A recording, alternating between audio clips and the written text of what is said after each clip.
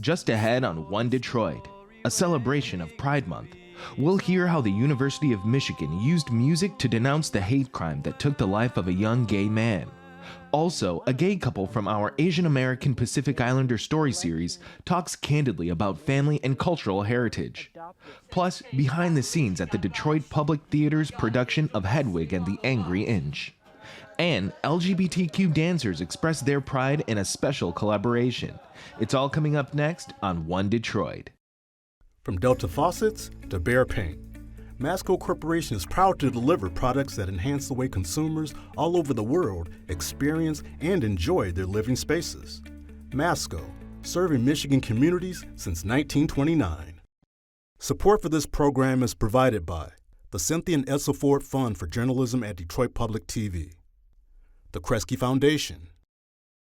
The DTE Foundation is a proud sponsor of Detroit Public TV, among the state's largest foundations committed to Michigan-focused giving. We support organizations that are doing exceptional work in our state. Visit dtefoundation.com to learn more. Nissan Foundation, and viewers like you.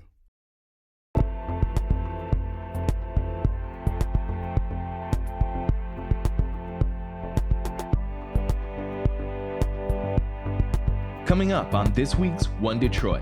In honor of Pride Month, we're looking at some of the stories we've produced focused on the LGBTQ community, stories of both expressing and finding oneself. Just ahead, partners Dan and Joe talk about how they supported each other through an emotional journey that involved adoption, cultural heritage, and family. Also, we'll hear from the actors and directors in the Detroit Public Theater's production of the punk rock musical Hedwig and the Angry Inch. Plus, members of the LGBTQ community get an opportunity to express themselves through dance. We'll take you to the production of Not in My House. But first up, Considering Matthew Shepard. That's the title of a passion oratorio created in response to the brutal hate crime that took the life of Matthew Shepard, a gay college student nearly 25 years ago. The University of Michigan Chamber Choir performed the powerful musical piece in a production by the U of M School of Music, Theater, and Dance and the U of M Museum of Art. One Detroit's Zozette Gear spoke with the choir's conductor, Eugene Rogers.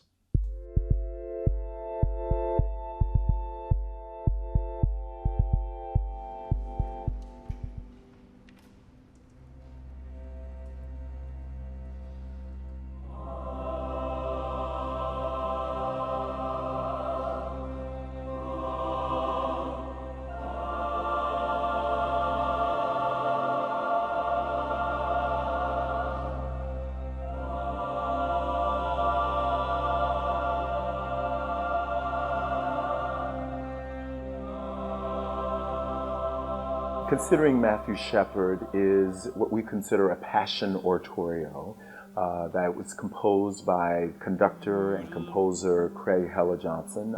And it is a powerful work that is what we consider a musical exploration about the life and death of Matthew Shepard. In October 1998, Matthew Shepard was brutally killed by two individuals who pretended to be gay, and sadly, after that tragic evening, he was discovered 18 hours later and died 5 days afterwards in the hospital in Laramie, Wyoming. And so this work is a meditation, if you will.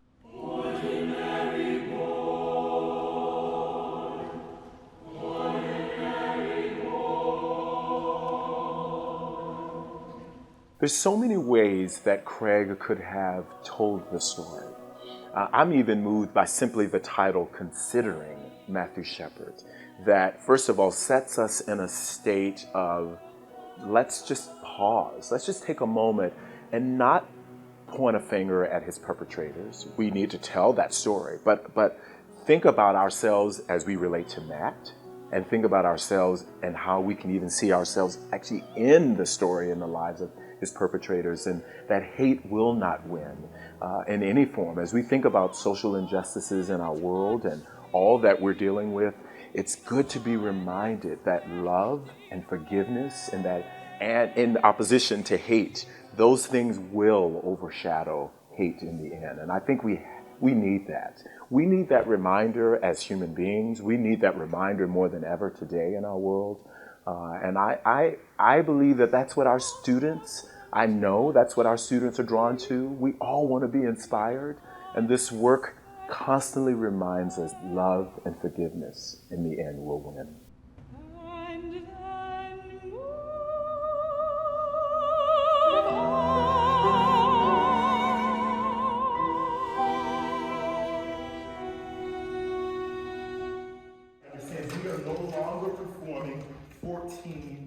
Working with these talented students here at the University of Michigan is truly one of my greatest joys in my life. And it was shocking to me to realize that these students actually did not know Matthew Shepard's story. And so, you know, it was such a powerful moment in my life as an African-American gay man and someone who remembers all of that went into that, and to realize that they're of age, the undergraduates especially, had never even heard of him. Telling that story with these incredible young students, seeing how they have taken to this, not only the music but that story, has been inspiring. It has been, I've been encouraged to realize that our future is bright.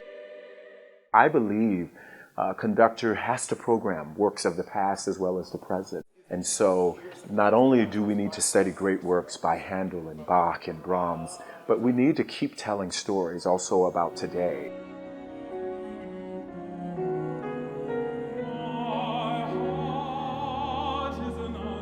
This work can stand on its own musically. It is not just what some may say a piece of, you know, propaganda. It is not that at all. It is a work that is rooted in great stories as well as great musical styles and compositional technique. And so I'm a firm believer in telling disparate stories, as many disparate stories as possible on the stage. Can every audience member in some way or form see themselves through the stories that we tell on the stage?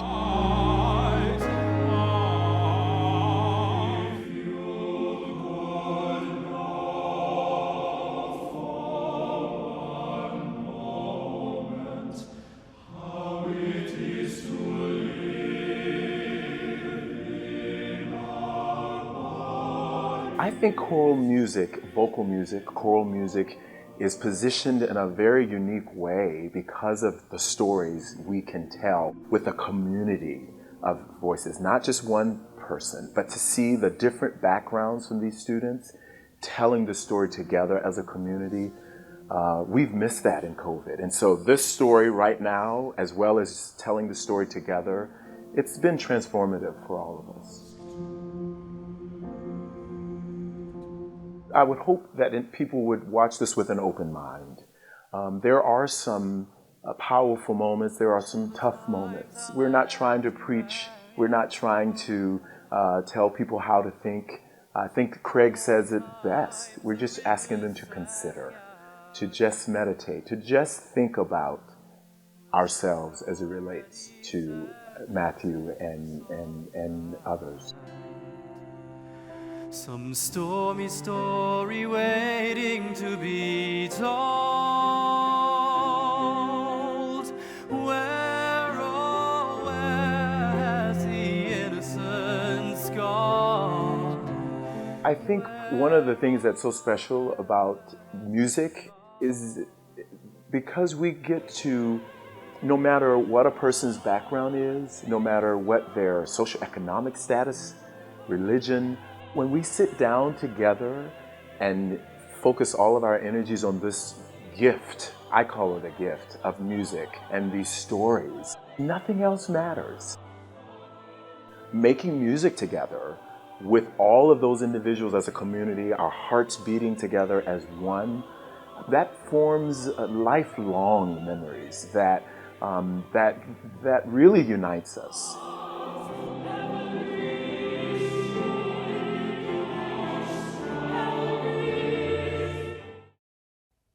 Partners Dan Moen and Joe Hunter sat down for a frank conversation about family, life, and love as part of our Detroit Public Television and WDET radio series on the Asian American community in Southeast Michigan.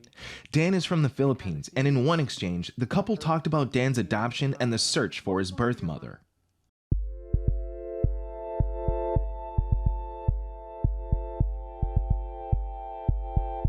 You said that you were adopted. How much did you know about your Filipino history or background when you got over here? Like, what was that like for you?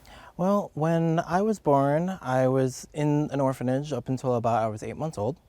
Then I came over here to the United States. And both me and my sister are both adoptees. We're not biologically related. My mom is half Filipino and half Caucasian. And it turns out back in 1988, at least at that time from the way I was told, every country adopts differently. There's different policies that are in place. So because my mom has Filipino blood, they allowed me to be adopted by her and my dad.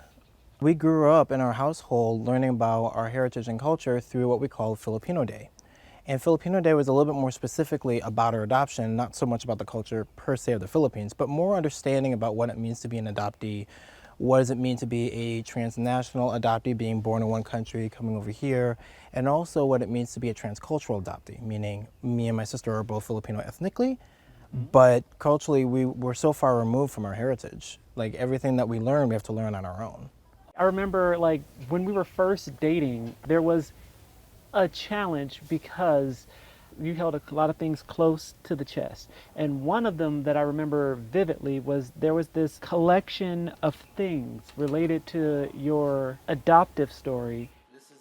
I could kind of see the hurt and the pain and the trauma. What was going through your mind when, you know, that first day when you showed me that? Yeah, I remember that day. So both my sister and I have adoption papers, and it gives you the entire history about the family and all about like our legal papers showing our nationalization and everything. So one of the things that was in there was a little album. Look at this face. Oh my God. And in the album it has my baby photos, it has like all that kind of information from the orphanage, and somebody handwritten the entire backstory of my birth mother. So they were saying like she was born here, she had this child, all this other stuff. Growing up was always that little piece of there's something inside of you, there's a little story about you, Dan, that you may not fully comprehend now, but later in life it's probably going to hit you hard. And over the years, it just built, and that passion and drive took off after middle school. And then by high school and into college, talk about cultural and diversity, like Filipino became like almost an epicenter for me because it became something that is close to me on a more intimate level that is very difficult to explain. You can see more of Dan and Joe's conversation and our AAPI stories at onedetroitpbs.org. The musical Hedwig and the Angry Inch tells the story of a genderqueer punk rock singer from East Berlin who tours the United States with her band. The Detroit Public Theater staged its production of the show at Hamtramck's Ant Hall in order to lend authenticity to the story. One Detroit spoke with the actors and directors during one of the rehearsals.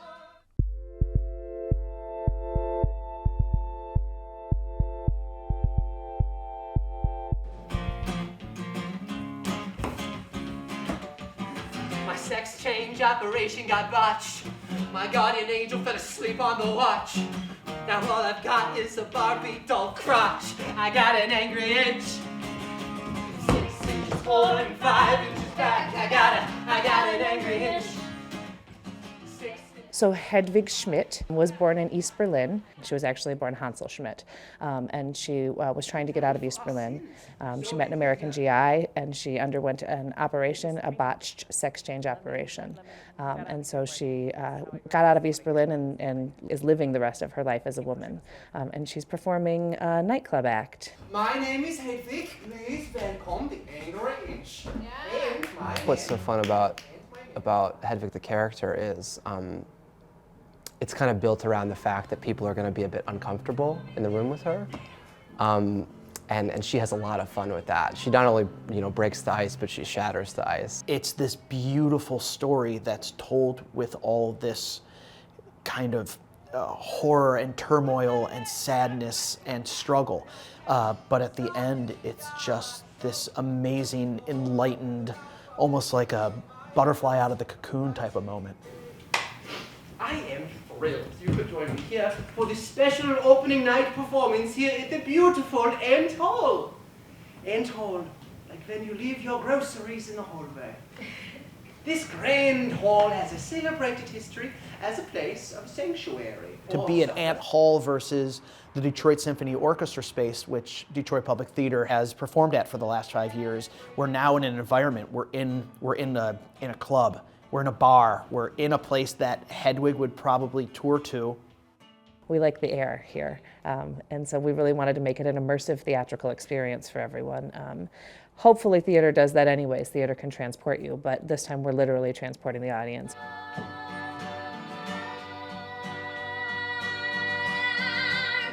And then fire shot down from the sky in bolts like shining planes of the night.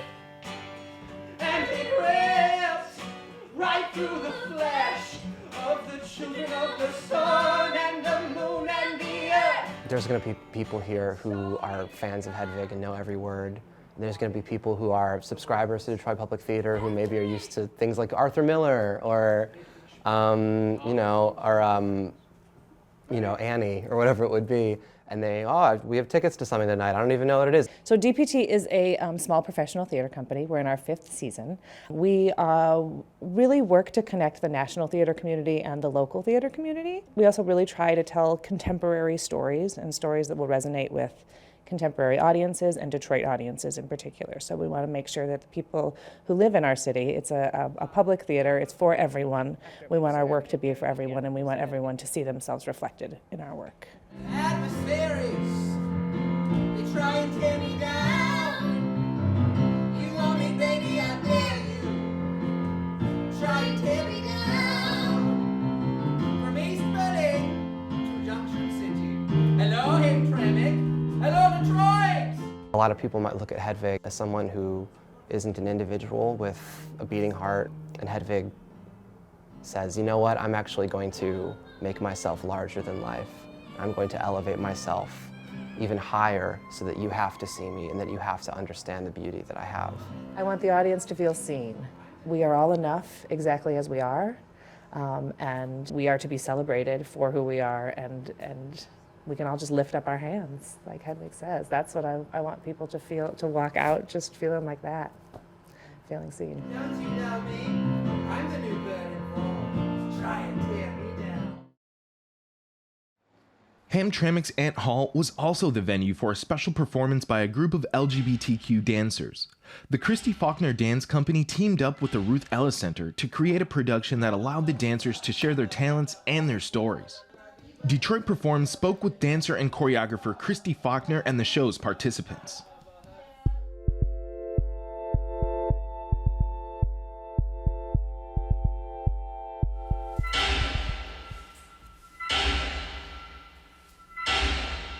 The thing that I love the most about dance, I think, is just the opportunity to express yourself. Everybody has their own story, whether you be black, white, gay, straight, bi, whatever. We're here to take pride in who we are and actually put that out there to people so that they are comfortable enough to do the same. I think this project is great for opening up, hopefully, the minds of whoever comes to see it.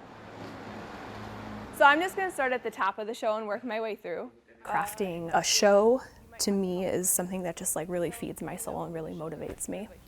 Not in My House is a collaboration between myself and my company, Kristi Faulkner Dance, and the Ruth Ellis Center. So Not in My House is a term that a lot of LGBTQ people have heard. Suppress who you are, or do not be in my house, right? Is a message a lot of LGBTQ youth get. And so that's one side of the title. The other side of Not in My House is that we will not tolerate discrimination and prejudice towards people who are LGBTQ. This one time at work, it was this really cute straight guy that came up to my register. This performance piece, I look at as a creative retelling of coming out stories. There's a lot of different stories being told. Just what our experiences were to come out, the struggles, a lot of the things that we actually have gained from it. We're here to tell the story.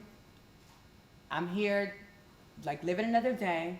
This project is exploring self-identity and the awareness of the LGBT community and how we're not a lot of times accepted within our own families, so how we often go outside of our families to find families and safe havens.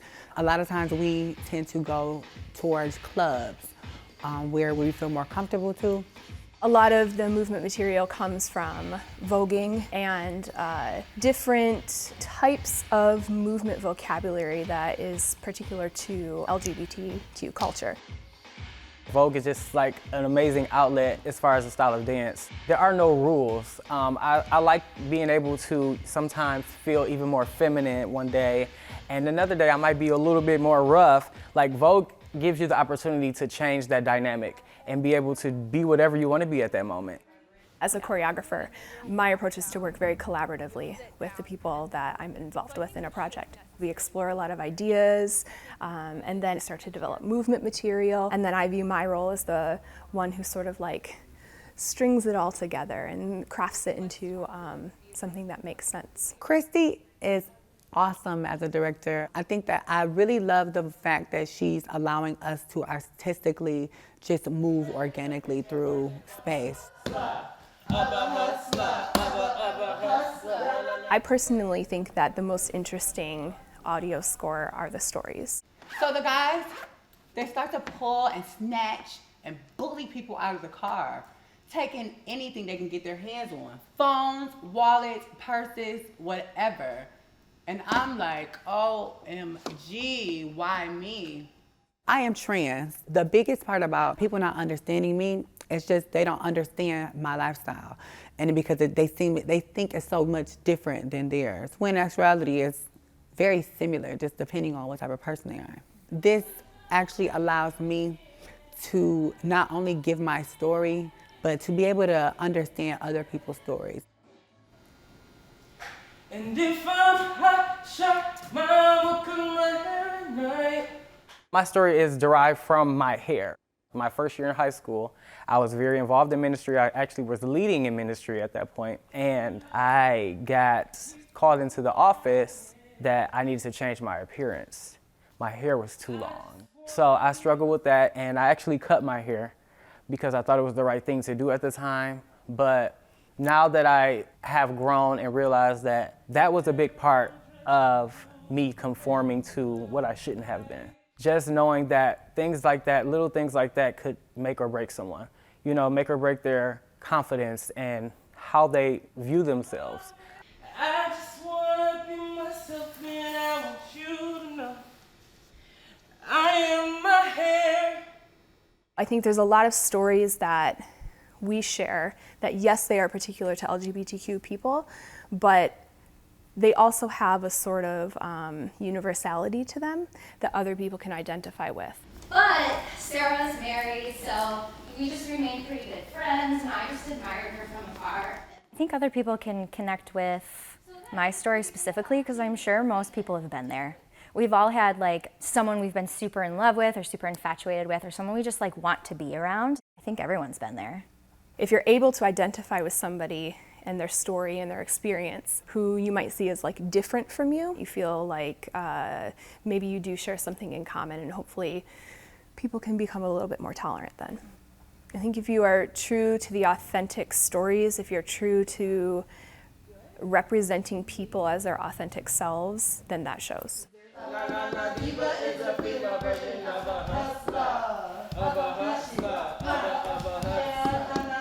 Everyone has came up with, you know, different phrases that we say throughout the show. These are all of the things that create our identity. Some of them are negative, some of them are positive, but it's life. And I think that that's the story that we need to tell on stage is, this is the life that we're living. Be aggressive, be aggressive. What's important about this show and this experience is then continuing that conversation about what did you see? What does it mean to be LGBTQ? In this experience, I've learned so much about people within the community, because even though I am a part of the LGBTQ community, I necessarily don't know much about the L's or the B's, or, you know, and so I'm able to hear their stories and be a little more compassionate and understanding to where everybody's coming from. I think I would like to have more conversations about safe places, more like the Ruth Ellis Center, places that we can go and actually let out and be ourselves. For me, it's about visibility, really, like plain and simply. Growing up, I didn't know gay people, I didn't know trans people, I didn't know any non-binary people, I didn't even know what those things were. And I think for young people today, we have more visibility of LGBTQ people, but I think it's important to also have visibility within your own communities. And so for people in the Detroit community to look and see, here's a person within my own community who is not afraid to speak out about their identity, who is not afraid to shine who they are, and not just myself, but all of these dancers that are performing, everybody identifies as LGBTQ. To see people proudly standing up and speaking their truth, saying who they are, being their authentic selves, I think means a lot to young people.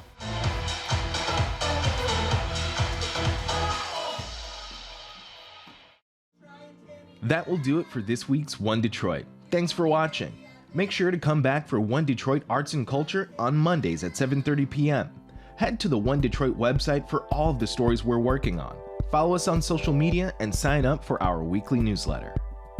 From Delta Faucets to Behr Paint, Masco Corporation is proud to deliver products that enhance the way consumers all over the world experience and enjoy their living spaces. Masco, serving Michigan communities since 1929.